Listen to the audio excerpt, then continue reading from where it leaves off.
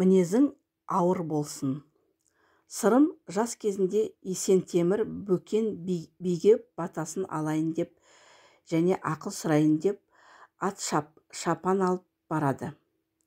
Барып қонақ болғаннан кейін Бөкен Сырымнан келген жұмысын сұрайды.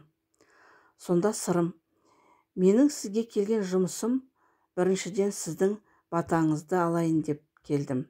Екіншіден ақыл сұрайын деп келдім, дейді. Сонда Бөкен: саған батамды берейін, сен жас болғанмен елге бас болғанда екенсің деп бата береді.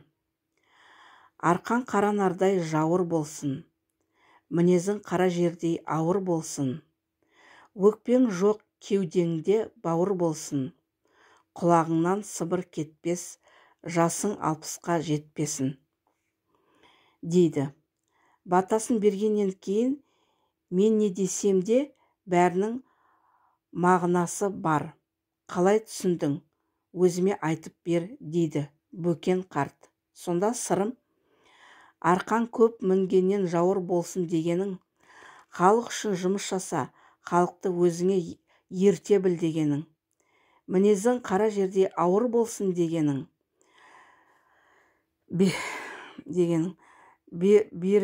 Беріден ойлама, әріден ойла, салмақты бол, жеңіл болма дегенің.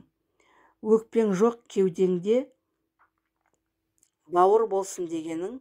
Не болса соған өкпелеп, инені жіпке тізіп өкпешіл болма дегенің. Құлағыңнан сыбыр кетпесін дегенің. Ел арасында дау жанжал көп кездеседі. Сол мәселені өзің шешіп, ақ қарасын айырып, дұрыс төресін бере біл дегенің. Жасың 60-қа жетпесін деген батаңызға мен түсіне алмадым, депті. Сонда Бөкет қарт Сырымға ақырған екен: мен сенен Құдайдың берген жасын қызғанам ба? 160-қа кел. Менің жасым 84-ке келді. 6 бәлеге тап болдым.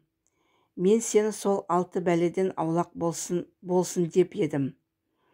Ол мыналар: үлкен үйге кіре алмадым, кіші үйге сыя алмадым. Қара сақалды әкем болды, қара шашты шешем болды. Ауру келді, кәрілік жеңді. Міне 6 бәле деген осы. Бұны қалай түсіндің, дейді. Сонда Сырым батыр: үлкен үйге кіре алмадым дегеніңіз, адамның қатары кетеді, баратын үйі таусылады. Кіші үйге сыя алмадым дегеніңіз, өзіңнен жасы кіші адамдардың үйіне жасы үлкен адам шақырусыз бара алмайды. Қара сақалды әкем дегеніңіз, өзіңнен туған кей бала есейген соң әкеңнің тілін алмайды. Әкені дұрыс баға білмейді. Бір сөз айтсаң, бетіңді қайырып тастайды. Қара шашты шешем дегеніңіз, сол баланың әйелі, келінің. Осы шалға не керек екен? Берген асты ішіп жата бермей, дейтін шығар. Ауру мен кәрілік түсінікті ғой ата, депті. Сырымға қарап Бөкен басын шерткен екен. Сырым оған аузын ашып тілін көрсетіпті.